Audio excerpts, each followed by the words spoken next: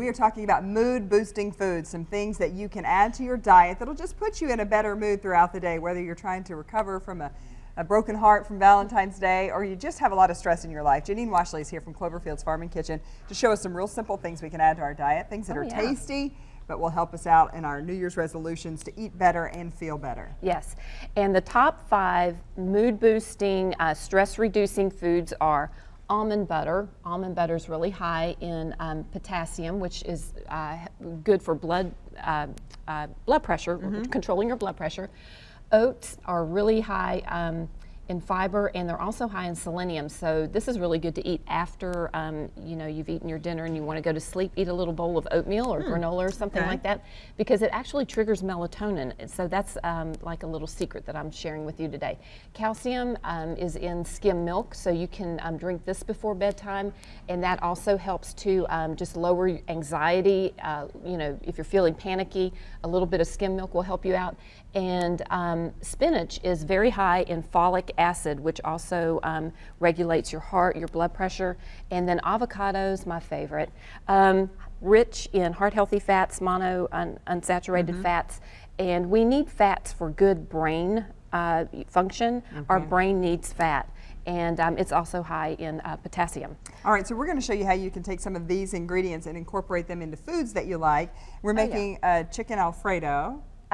Actually, yeah, it's like a chicken Alfredo. It could be called that. I was calling it chicken Florentine because it had the spinach in it. Okay. But you know, you're really stressed out. You're getting ready to break up with that boyfriend that's just, you know, Mr. Boring, and you know, you want to move on to somebody who's got a boat, you know, who's maybe got a derby box, you know, that sort of thing. All right. You got to get rid of him. So what I say is, the way to a man's heart is through his stomach. That's an old saying. I say you can show him the door via the dining room table. So just feed him a nice meal, break the news to him, send him on his way. But give him some food that's comforting, yeah, and right? it's good for him. You're watching his blood pressure, you're watching his heart, you know, you're helping him regulate his mood, and he'll sleep the night, you know, after you break the news.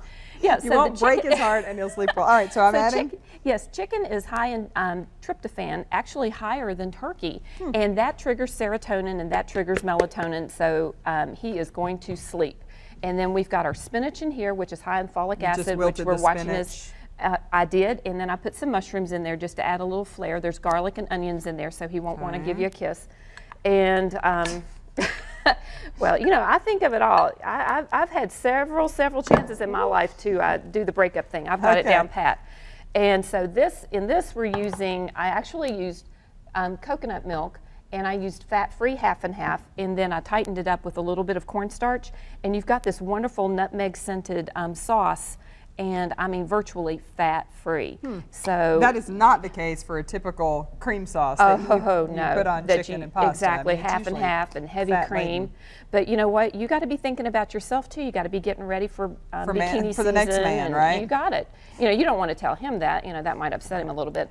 But if you toss that, when you have long strands of pasta in here, whole wheat fettuccine like this is, it's really good just to take your spoon, take 2 spoons, and pick up, and just kind of let the stuff fold and fall upon itself. And that gets that sauce all in there.